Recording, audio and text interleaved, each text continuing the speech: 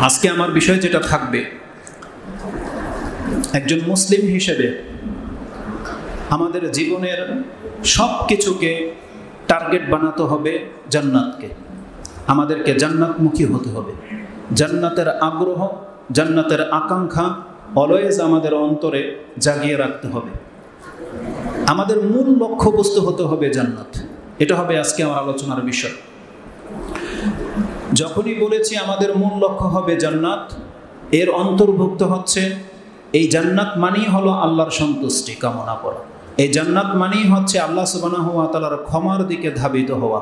এই জান্নাত মানেই হচ্ছে পরকালমুখী হওয়া, পরকালকে প্রাধান্য দেয়া।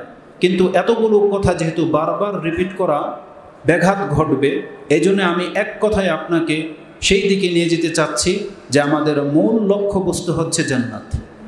যদি কোনো ব্যক্তি জান্নাত হাসিল করে নিতে পারে বা যাকে জান্নাত দিয়ে দেওয়া হবে, আল্লাহর ভাষায় তাদেরকে বলা হয়েছে সাকসেস।